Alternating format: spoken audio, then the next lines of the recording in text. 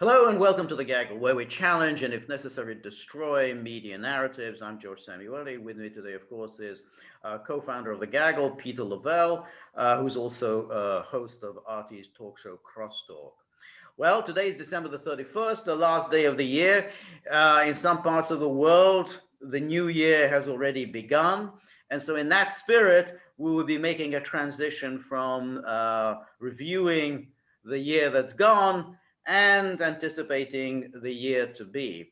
In terms of the year that has gone, it seems to be ending much as it had begun. Today, there are media stories in which the Trump administration is accusing China of paying bounties on the heads of US servicemen in Afghanistan. And the Trump administration promised to disclose this intelligence. The New York Times and much of the media are, of course, dismissing this as typical Trump lies, because they know for a fact that Russia was behind the bounty payments, despite the fact that it's all been refuted. Nonetheless, they stick to that story that it was Russia, and it was repeated by Obama during the campaign, by Biden, by Harris. So that's orthodoxy. And how dare anyone challenge the orthodoxy? Of course, common sense would suggest that China, much as Russia, has very little incentive to kill American servicemen at a time when the Americans are planning to leave Afghanistan anyway, because that would only tend to pressure the United States to stay on, which neither China nor Russia wants to happen. So everyone's back to their positions at the end of the year, much as they were at the beginning.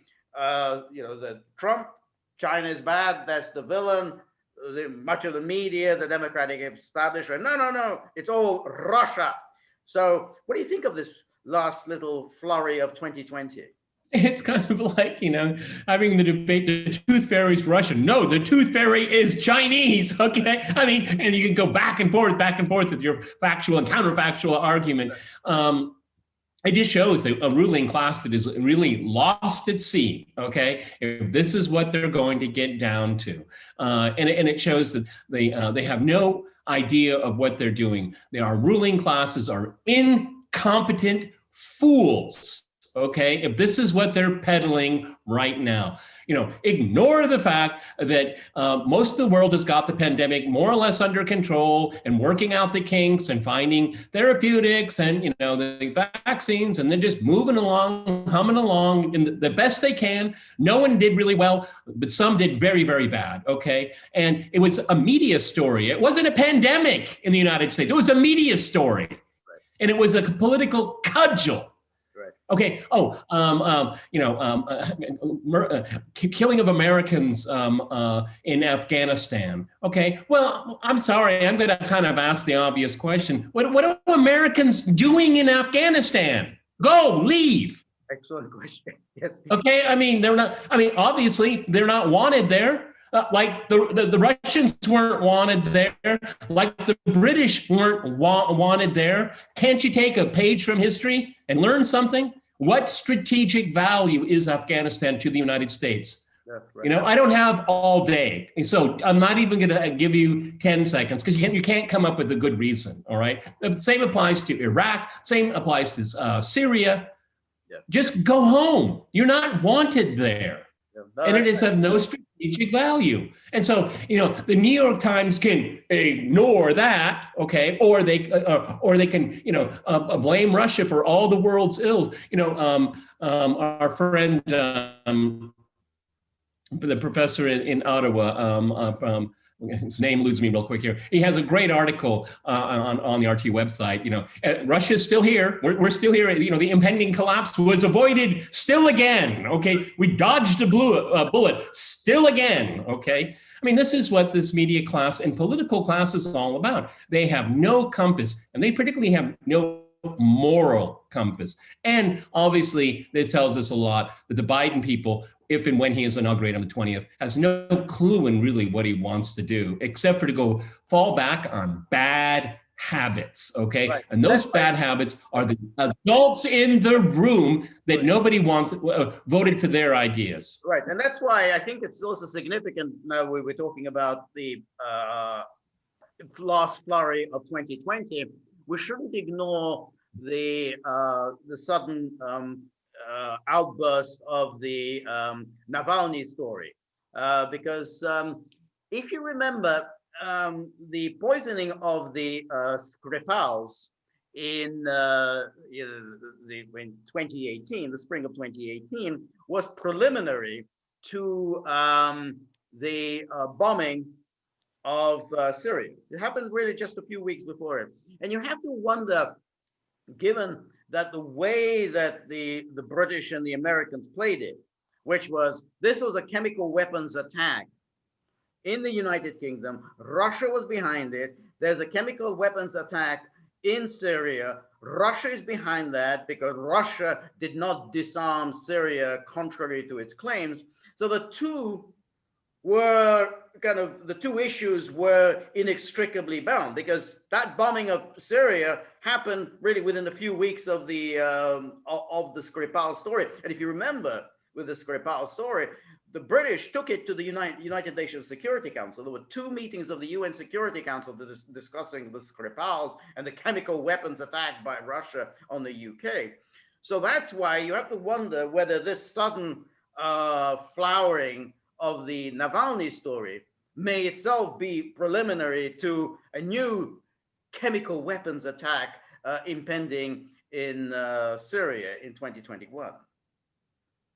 That's a really good point, and this obsession with poisoning chemicals, again, we've talked about it before, kind of harkens back to a different time, and it's something that you can visualize, okay, quite easily, and it's quite sinister. No one wants to be poisoned, obviously, but with the reincarnation of the Navalny story, which I think is very interesting, is that we find out now that it was the CIA and MI6 that gave the brief the German doctors, which I'm still befuddled by, unless this is a complete scam. Okay, why couldn't the doctors why didn't the doctors tell MI6 and the CIA their findings? Okay, I mean, should it logically work that way? Okay, but who am I? So we have to believe the science. Yeah. Science. Well, another casualty of 2020. But I'm going to kind of pull the thread of what you just said there with this recent flurry of alleged events around Mr. Navalny. I think it's going to be it's kind of open-ended to see how they might take advantage of it. Okay, George, and I want to say to you, and I want to say to our viewers that let's not overestimate the abilities, the intelligence of these people here. Okay, I mean, where are the Skripals? Okay, number one, OPCW, all of this talk about chemical account has been completely debunked, and to debunk it, they debunked the OPCW. So another important global institution that we all should need is been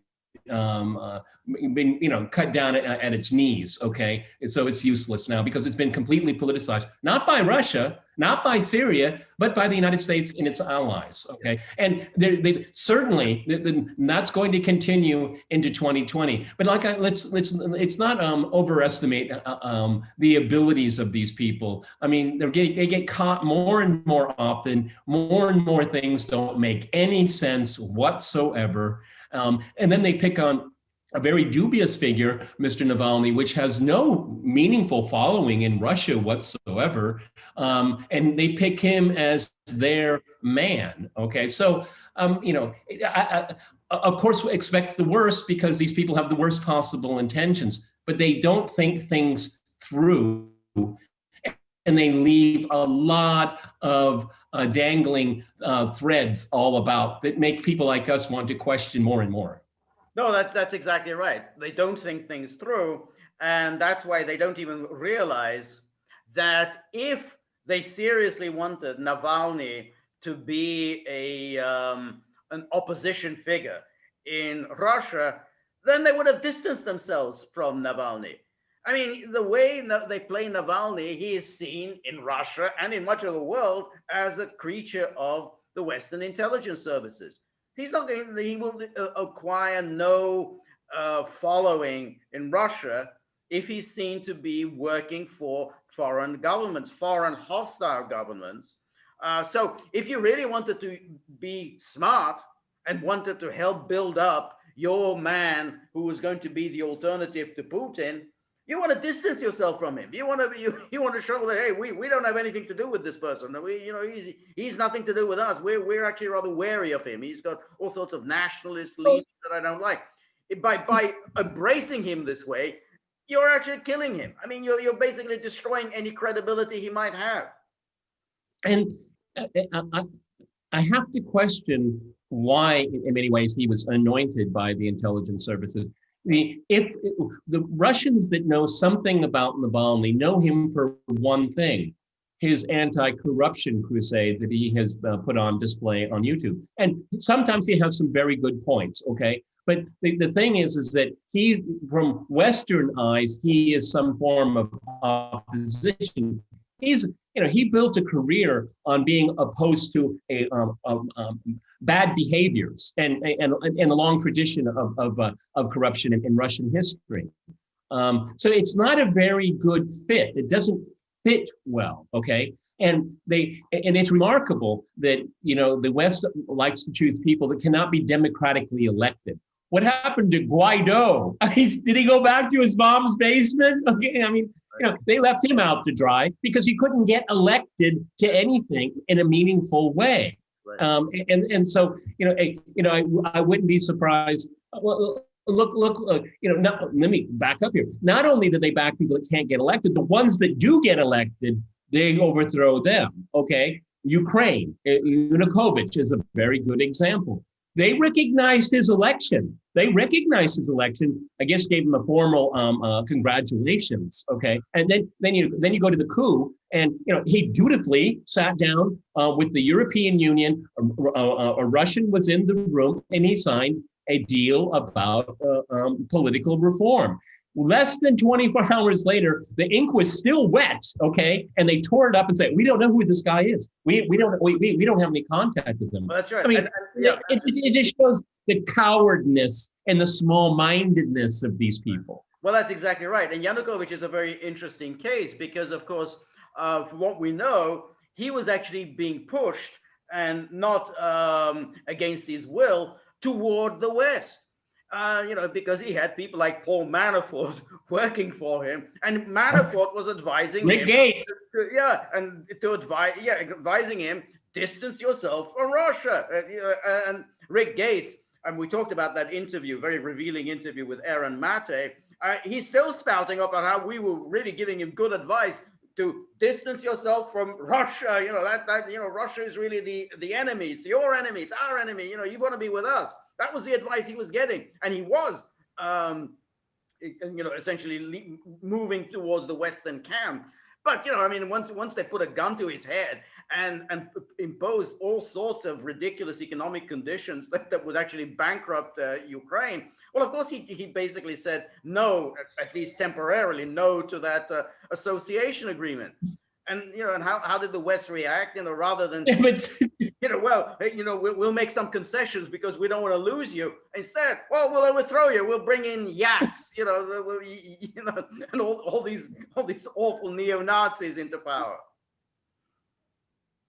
I could just imagine, the European Union's in the room while Victoria Nuland is talking to Jeffrey Piat saying, F the EU. But so could you just imagine, let's all visualize this here. Don't hold me to it, but I think the association agreement was something like 1,400 pages long. Could you imagine Yanukovych at his desk? It's on his desk here, and he's going through, but where's the money? Where's the money? I don't see any money here. Okay, I mean, page after page. And where is the money? There's no money. Okay. And Russia came up with some money. I mean, what do you expect? They came up with the $15 billion. Yeah.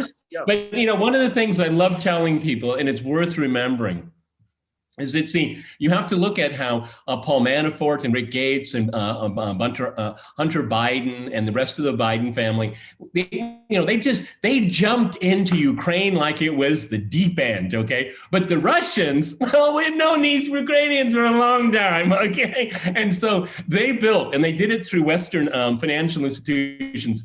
They bulletproofed the loan agreement to the Ukrainians because they knew there's a good chance the Ukrainians are going to take the money and wiggle out of it. Well, and they tried to wiggle out of it. And so went to arbitration and they lost. And they lost because the Russians had made it bulletproof. Okay, but look what happened to the Americans and all the other carpetbaggers. They just jump into the deep end like, woo, there's so much money here. Okay. Oh, and they're still going to rue the day, okay? Because now the Ukrainians, it's not reported in Western media. Now there are elements in Ukraine saying, hey, we got this letter and we have this conversation and we have this video, okay? And it's all very revealing here. That story is yet to be told if anybody wants to hear it. Right. No, that's it. And I think when we're looking towards 2021, we really do have to anticipate that the Biden team will get itself involved in Ukraine. Ukraine is very much Biden's personal bailiwick. He was the point man in the Obama administration on Ukraine. He's got this guy, Antony Blinken, who unfortunately is one of those Soros-like people who has an interest in Eastern Europe and Russia. So that means that they're going to get themselves involved in this. And as you say, it means money going there. And what happens when money goes to Ukraine? It ends up in the pockets of, well, oligarchs and the carpetbaggers, such as Hunter Biden. I don't know whether it'll be Hunter Biden again, but people in the Hunter Biden mode who will be pocketing this money. Certainly not ordinary Ukrainians. They're not going to benefit from any of this. No, and poor Ukraine, okay? Because the American policy, Western policy in general towards Ukraine has nothing to do about the benefit of the population. And considering the levels of just extreme corruption in Ukraine. I mean, it is really interesting story. I remember I was coming back from a conference and we were talking about Ukraine and, and how the IMF is demanding that they start lifting up the prices of energy because they have to be at market value. Okay, these great reforms here. And one of my friends told me, a Russian friend of mine, he said, don't worry about that because Ukrainians just won't pay. They just won't pay it. And because they know at the end of the day, that if they turn off the energy, I mean, just turn it off, not or brown out, but turn it off, then the government will have less than 24 hours to exist. They will be on the last plane out like Saigon in 1975, okay? So this is that really kind of that tug of war. But you're absolutely right, the IMF and all these other Western institutions, they put money into Ukraine and it ends up being in the hands of carpetbaggers and the oligarchs take their cut, okay? And what does that do for Ukraine? Nothing. And as a matter of fact, what it does is it reinforces that corruption is the way you do business, okay? That's what it's. What is Ukraine exporting to the European Union and the rest of the world? What economic benefits have they gotten from this? Again, I'm not going to wait long because you can't give me an answer, okay? Where is most of Ukraine's trade? To Russia, still, after all they've been through, okay? Well, they don't think this is, again, ideologically obsessed, okay? We have to flip this country. What does it mean to flip, okay? And what about the people? Right. And you remember, you're talking about money. You remember that when during the impeachment of Donald Trump, there was all the hysteria about the disclosure that Trump held up for a few weeks the $500 million military handoff to Ukraine. Now, $500 million of armaments for Ukraine is an awful lot of money. And that's just for 1 year. So you're going to have to wonder, first of all, whether any of that was ever paid to the United States. So it obviously wasn't. So that's $500 million of US taxpayer money. But I mean, when you pour that amount of military hardware into Ukraine, now either they're all going to be sold off on the black market, and none of it will ever be used for any fighting. Well, they sell it to the Donbass. They Fighting, sell it to the Donbass. yeah, but if it is used for fighting, then that's again bad news, because you don't really want fighting going on in Europe. But it is an astonishing fact that, and this is in the Trump years, $500 million of military hardware is what the United States sends to Ukraine annually. And it's yeah, and it's very much the Lord of War. It's the Lord of War all over again. A great film. Okay, and is Ukraine any secure? No. Is corruption controlled? No. And does it resolve the internal divisions that Ukraine has? No. It doesn't solve any problems whatsoever. All it does is grease the palms of so many people. See, this is just a bonehead foreign policy. Okay. The best thing you can do to Ukraine is leave it alone. Right. Of course. Because of course, Ukraine cannot win a war with Russia. If it wages a war against its own people in the Donbass, then that just seals the fate of Ukraine. It means that it can never be reunited, which ostensibly is it never will be of the West and of the Ukraine government. It can never happen if you start using this hardware against your own people.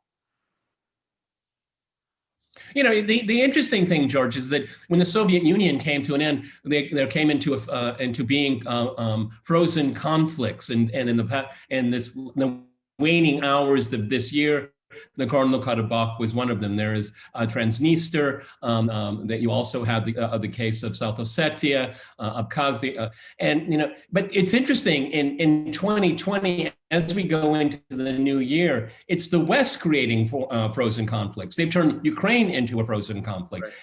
And I don't see under any conditions now where what we call now the Donbass will ever return under control of Kiev, ever. And there's only one outside possibility, and I said this years ago about Abkhazia and South Ossetia, is that the demonstration effect. If Tbilisi or Kiev could show that they are efficient, they are not corrupt, and they can bring prosperity, yes, that is an attraction. That would attract people. But none of the things I've said above and many, many more are not being implemented here. So, what are the people of the Donbass supposed to do? I mean, these people killed up to 13,000 of us, okay? And the other side, they let us go to their country, we get citizenship and we can work. Well over 1.2 million people left the Donbass. So here Russia is the enemy apparently, but it's the one that takes in educated, Orthodox, pro-Russian, and they don't necessarily always have to be ethnically Russian, but they respect Russian traditions, a Russian sense of history. That has been a huge win for Russia. Okay, has anybody written about it? No, I remember a New York Times story about 14 people that emigrated to Western Europe from Ukraine. Well, what about the 1.2 million people that came to Russia? No mention. Right. No, that's exactly right. Now, Russia's position diplomatic position is that they do not wish to incorporate any of the territories of Ukraine. However, if Ukraine does relaunch its war against the Donbass, then Russia's position might change, much as it changed in Georgia after Saakashvili's war against South Ossetia. Russia's response was, first of all, to defeat Georgia, and secondly, was to recognize the independence of South Ossetia and Abkhazia. So if it does become serious, if this war is relaunched and it becomes a serious conflict, then I would expect Russia's policy to change. And then it will just simply hold a referendum and recognize it as, these are now integral Russian territory. I mean, Russia doesn't want to do this because it's a very bad policy and everything, but they may just feel that they now have no choice and just to incorporate them within Russia. One of the differences, and we look at happened in Georgia because of Gorm Sokoria, one of the first leaders of independent Georgia. He was a rabid nationalist. Okay, genocidal. Okay, and you had a population split. So the ethnic Georgians, many of them, not all of them, but most of them left Abkhazia and left South Ossetia. The problem is with the Donbass is that there's cities and towns, and the balance of Ukrainian and Russian can be radically different, can be 90-10, 50-50, 60-40.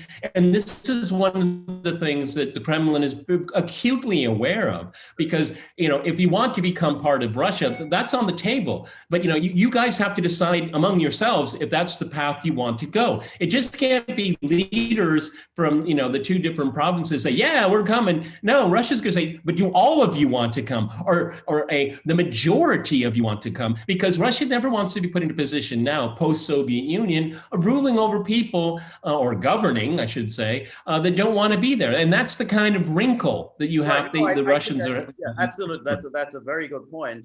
And of course, the other part of it, which is important for the Russians, is that it essentially means hostility between Russia and Ukraine for 2, maybe 3 generations. It's just not going to end if these territories become incorporated within Russia. And hostility also between Russia and the rest of Europe, which is, again, a very important consideration for Russia, since Russia does want good business relations with Europe, particularly with Germany. I mean, this has long been Putin's policy, that we really need German investment, German know-how, German industry, and everything in Russia. That's the only way Russia can become a major world economic power, and that would just bring it to an end. If any kind of incorporation of these Ukrainian territories within Russia. So it's a step that Russia really doesn't want to take, but in Russia's hands may be forced.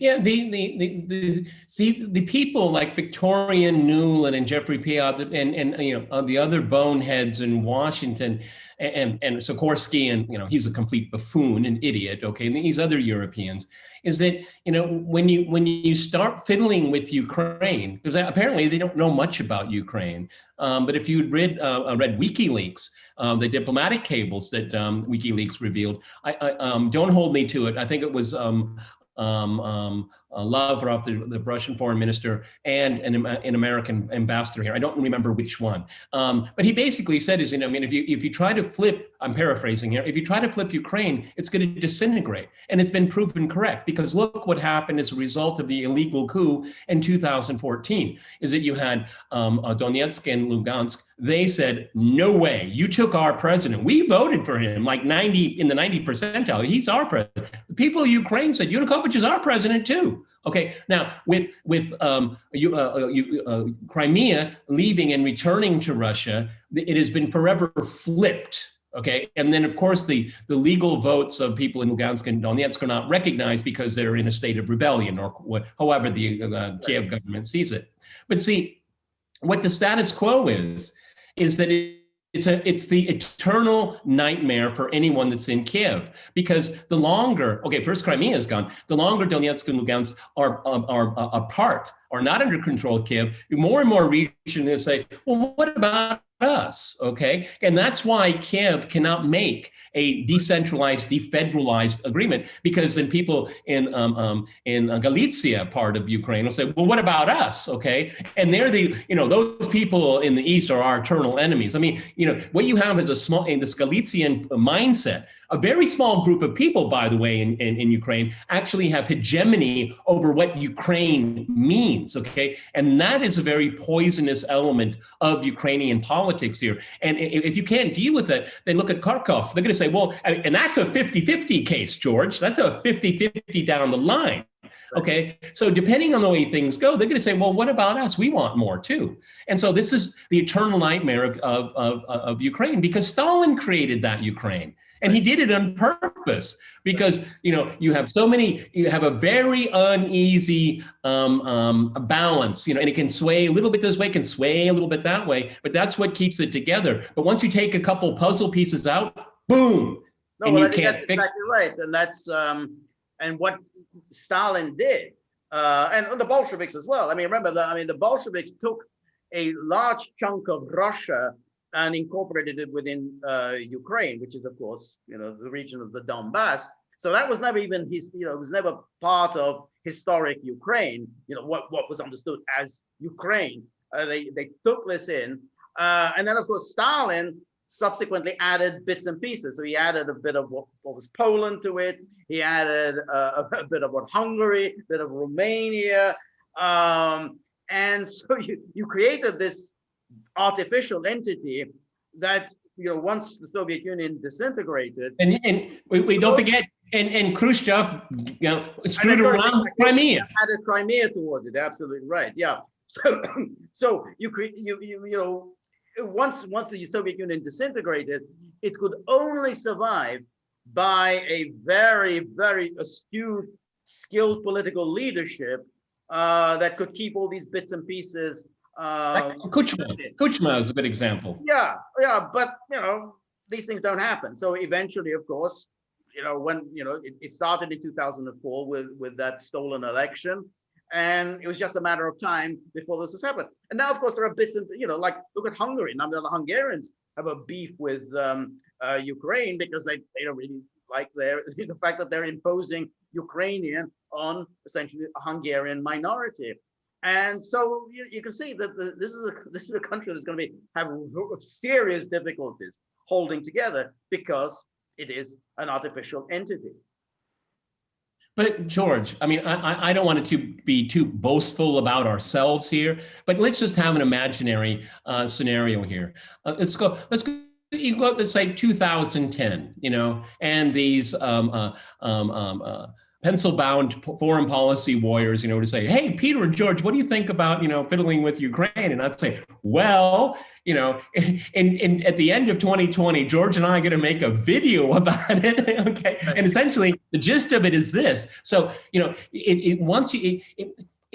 it's something, you know, you can, it's like a bicycle with spokes, you know, I mean, you can lose one and it can still work, but once you start playing around with them, then it gets really wobbly and then it becomes completely dysfunctional. And that's what that train of events was put into play during the 2014 coup, and it only sowed the seeds of instability and even maybe the breakup of the Ukrainian state, which was completely unnecessary, and it came from the outside.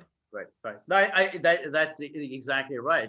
And unfortunately, as you say, it comes from the outside, who have no interest in helping the people of Ukraine, much as they had no interest in helping the people of Yugoslavia.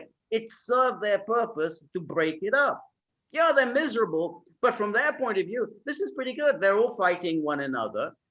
This is really bad for Russia because Russia now has so many headaches and crises as a result. So they're sitting pretty. Hey, it's a successful policy. For everyone else, it's misery. It is a terrible, kind of cynical,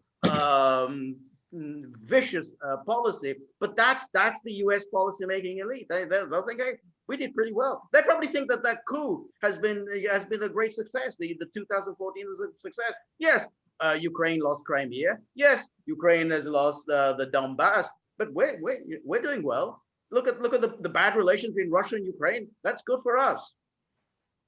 You know, the most pitiful thing about all of this was all expected because that's part of the forced regime change playbook.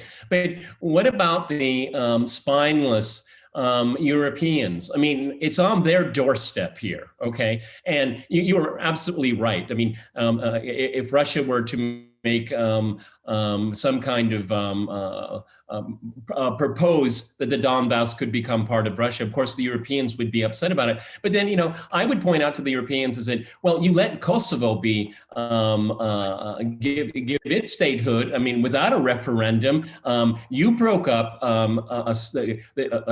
You were intimately involved in the breakup of a United Nations member. Of all places in the world, I mean, when you think about the 1990s, and being a historian, being a trained historian, 50 years is not that long of a time, and we should have learned the lesson in 1945 is you don't force the breakup of states. But that's exactly what the Europeans did. Okay, they pick sides instead of drawing a line and say, no, this is not going to get out of control. You guys have to work this out, and what agreement you come to, we will do our best to help you. But no, they made the decision to break up that state, okay? And so, that all of the stuff that we see now is a result of the breakup of Yugoslavia. Yes.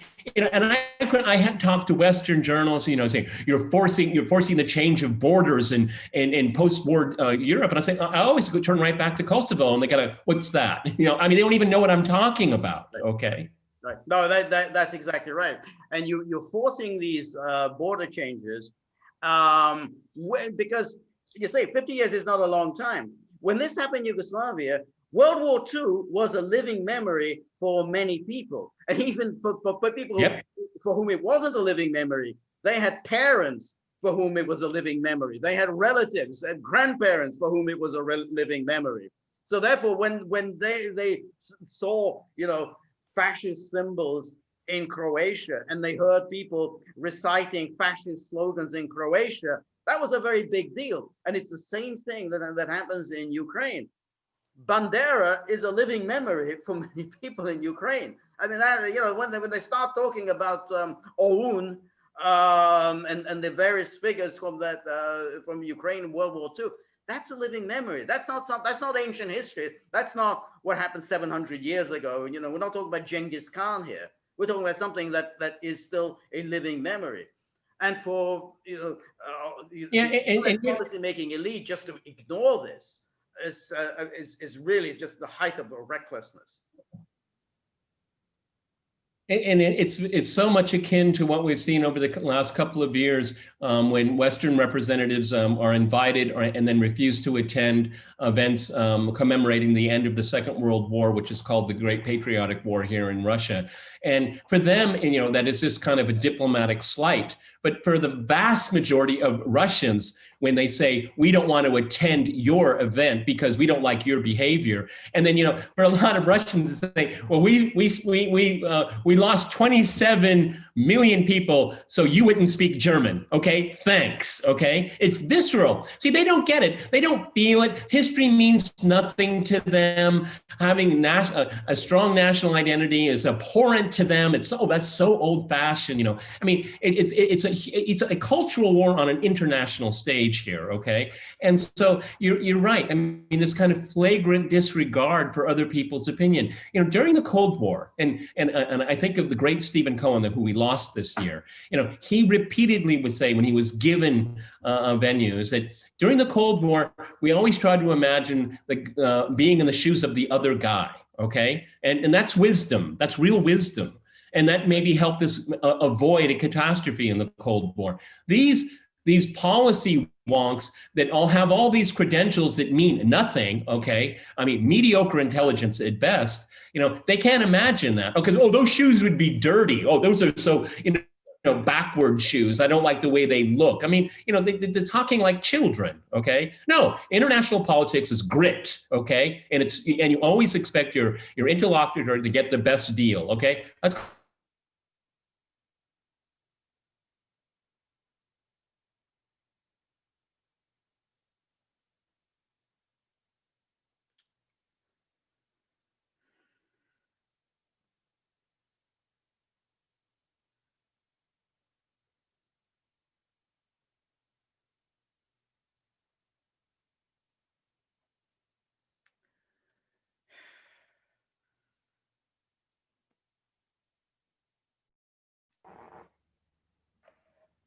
You still there? I'm still here, so I think we're still good. There was an interruption here, a technical. They're still good. Okay, it was a little bit of a break, everyone. Yeah, I just ran off to get a glass of water. yeah, no, but I think we're still good. It's still the same recording, so that's it. All right. Well, anyway, let's just we'll While we're ahead. we'll wind it up. Actually, I have an idea just for everyone that's watching. Sorry for the little break right there. George and we were supposed to focus on next year. Tomorrow we'll focus on next year, and it will be next year tomorrow. We got a little bit of sidetracked, but I hope you enjoyed it, because these kinds of historical events really are important to understand what's going to happen in the new year. Yep, absolutely. So happy New Year to you, Peter. Happy New Year to all of our viewers. Hope for everybody that the next year will be a lot better than this year. Don't count on it. Of course, look forward to doing many, many more podcasts of The Gaggle. So, and remember, as always, if you like The Gaggle, please like, share, and subscribe. See you soon. Bye.